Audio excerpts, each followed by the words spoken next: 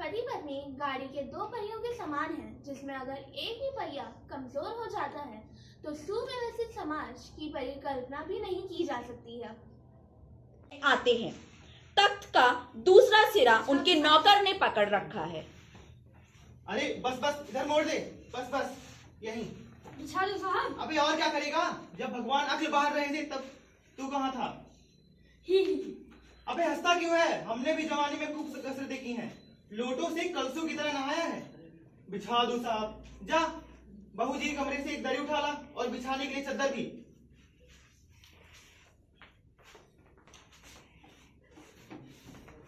अरे मैं कहती हूँ तुम्हें इस समय धोती की क्या जरूरत पड़ गई? धोती? हाँ, अभी तो बदल कर आए हो, फिर न जाने किस लिए। तुमसे धोती मांगी किसने? अरे यही तो कह रहा था रतन। अबे ओ रतन, तेरे कानों में डांट लगी है क्या? तुझसे धोती लाने को किसने कहा? अब तेरे लिए दूसरा दिमाग कहाँ से लाऊं? अच्छा जा, पूजा वाली कोठरी में जो धुले हुए कपड़े रखे हैं उनमें से एक दरी उठा ले। और चद्दर? अरे यही तो पड़ी है। और सुन, बीबी जी के कमरे से एक हारमोनियम और सितार भी ले आना। और वो तुम्हारी बेटी मुंह फुलाए पड़ी है। मुंह फुलाए?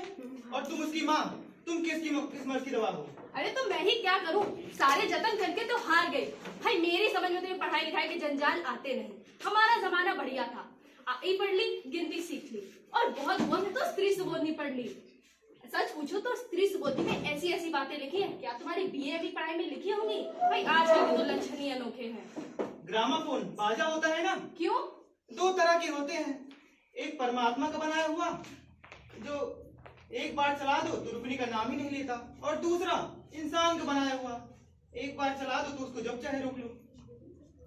हटो भी, तुम्हें तो ठिठोली ही सूझती है। ये तो होता नहीं कि अपनी उस उमा को राह पर ले आते। अब देरी कितनी रह गई है उनके आने में? तो क्या हुआ? अरे तुम्ही ने तो कहा था उसे जरा ठीक ठाक करके लाना। भाई आजकल तो लड़की जितनी भी सुंदर हो, बिना टीम ताम के कौन ही पूछता है। इस मारे मैंने उसके सामने पाउडर रख दिए, और ना जाने उससे ये सब चीजों से किस जन की नफरत है। पता नहीं कैसा इसका दिमाग है, वरना आजकल की लड़कियों के सहारे तो पाउडर का सारा कारोबार चलता है। अरे मैंने तो पहले ही कहा था एंट्रेंस ही पास करा देते, पर नहीं, तुम्ही ने पढ़ा ले आकर सर पे चढ़ा रखा है। अरे बस बस, तुम अभी सब उगले देती हो। तुम्हें कितनी बार बताया कि उन लोगों के सामने इस बात का जिक्र ढंग से होगा, और तुम हो अभी सब उगले देती हो। पता नहीं उनके आदमी से क्या करोगी। अच्छा बाबा, मैं ना बोलूंगी, मुझे बस मेरा काम बता दो। तुम जाके उमा को तैयार करके ले आओ, वैसे भी कहाँ बुरी है। नाश्ता तो तैयारी है, मिठाई वो लोग ज्यादा खाएंगे, मगर हाँ मक्खन तो आया ही नहीं। क्या कहा? मक्खन नहीं आया? और तुम्हें भी किस वक्त याद आ रहा है? जानती हो मक्खन वाले की दुकान कितनी दूर है? और रतन यहाँ के काम करे कि मक्खन लेने जाए। अरे यहाँ का काम कौन सा ज्यादा है, चलना तो सब ठीक ही ठाक है। नाश्ता बगल के कमरे में रखा हुआ है, सो मैं पकड़ा दूंगी। एक आध चीज खुद ले लेना, दो ही आदमी तो हैं। हाँ दो, एक गोपाल प्रसाद और दूसरा उनका लड़का। गुस्सा तो मुझे भी बहुत आता है उनके तकिए उनके ख्यालों पर क्या करें, लड़के वाले हैं। उमा से जरा कह देना कि उनके सामने जरा करीने से आए। क्या करें वह लोग कुछ ऐसे ही हैं। वकील है, सभा सोसाइटी में जाते हैं, पर लड़की चाहिए जो ज्यादा पढ़ी लिखी ना हो। और लड़का? बताया तो, बाप शेर तो लड़का सवा शेर। बाबूजी क्या हुआ? कोई आते हैं। कोई आते हैं? अरे ओ प्रेमा, वो आ भी गए। अरे सुन, मक्खन लेकर आ, इधर से जा, किसी के दरवाजे से जा। अरे आइए अरे साहब, आइए देखो, आइए साहब, आइए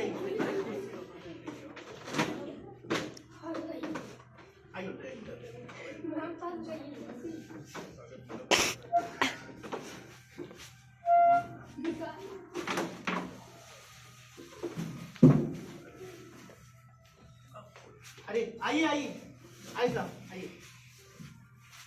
आइए यहाँ तशरीफ लाइए, आइए यहाँ तशरीफ लाइए। और बताइए, आने में कोई दिक्कत नहीं? जी नहीं, हमें तो यहाँ आना था, और वैसे भी टांगने वाला जानता था। और बताइए शंकर बाबू, आपकी कितने दिनों की छुट्टियाँ हैं? छुट्टियाँ तो नहीं है, वीकेंड पे चला आता था। और अब आपका कोर्स खत्म होने में बस साल भर बचा होगा? हाँ यही कुछ साल 2 साल। साल 2 साल? बात ये है बाबूराम स्वरूप, ये शंकर 1 साल बीमार हो गया। अब क्या बताएं, इन लोगों को इसी उम्र में सारी बीमारियां सताती। अच्छा तो उस बिजनेस की बातचीत हो जाए। बिजनेस? अच्छा बिजनेस। जरा खा पी लीजिए, फिर बिजनेस की बात होगी। आदमी तो भला लगता है, मकान मकान से हैसियत भी पूरी नहीं, बस पता चले लड़की कैसी। जी क्यों, क्या हुआ? कुछ नहीं। झुक कर क्यों बैठे हो? सीधे होकर बैठो, ब्याह तय करने हैं। तुम्हारे दोस्त सही कहते हैं, शंकर की बैकबोन। अरे ये लीजिए। अरे ये आपने काफी तकलीफ कर दी। अच्छा बताइए, आपको हिंदुस्तानी चाय पसंद है विलायती? विलायती। बिल्कुल। ये लीजिए। ये लीजिए। सुना है आजकल सरकार ज्यादा शक्कर लेने वालों पे टैक्स लगा रही है। भाई सरकार चाहे जो कर ले, लेकिन अगर आमदनी करनी है तो सिर्फ एक चीज पे टैक्स लगाना है। वह क्या? खूबसूरती पर टैक्स साहब। वह मजाक नहीं साहब, ये एक ऐसा टैक्स है कि देने वाला चुप न करे। बस शर्त इतनी होनी चाहिए, हर औरत के ऊपर छोड़ दे को अपने माउथ से टैक्स तय करे। जी हाँ जी हाँ, बात तो सही करते हैं। अच्छा, आप कुछ पान वान? हम जी अरे ओ प्रेमा, जरा पान भिजवा देना।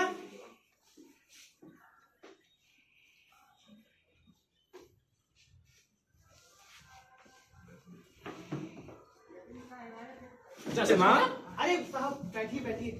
कहीं पढ़ाई लिखाई कोई तो नहीं? साहब, वो पिछले महीने इसकी आंखें दुखने लगी थी, इसलिए चश्मा लगवा दिया। देखिए बाबूराम साहब, हमने तो पहले कहा था हमें पढ़ी लिखी बहू नहीं चाहिए। नहीं। कोई मैडम तो रखनी नहीं है। नहीं साहब, मैंने आपको जिक्र किया ना। बैठो बेटी, कुछ गाना वाना सीखा है? जी हाँ साहब, हारमोनियम भी बजा लेती है और गा भी बहुत अच्छा लेती है। पेंटिंग वेंटिंग? अरे पेंटिंग, ये देखिए, ये कुत्ते वाली, ये इसी ने बनाई है, और उस दीवार पर भी। और सिलाई वगैरह तो सीखा ही होगा। अरे सिलाई तो सारे घर की इसी किस्म में है, मेरी कमीजें भी इसी होती है। और बेटी इनाम उनाम तो जीते ही होंगे। इनाम? जरा उससे भी तो अपना मुंह खोलने दीजिए। जी हाँ, बोलो बेटी, कुछ बोल रहे हैं बेटी, बोलो।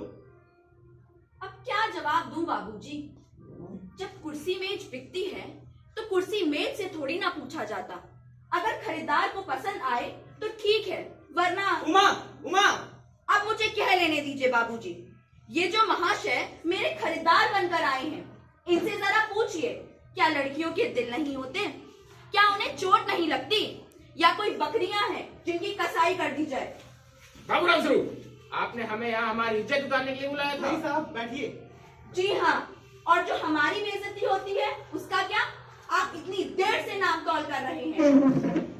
जरा पूछिए अपने इन साहबजादे से कि पिछली फरवरी ये लड़कियों के हॉस्टल में क्या कर रहे थे। हॉस्टल में? क्या तुम कॉलेज पढ़ी हो? जी हाँ, मैंने बीए पास करी है। कोई जुर्म नहीं किया, ना ही कोई पाप किया है। उमा, उमा! बाबूजी चलिए। अरे रुकिए बाबू।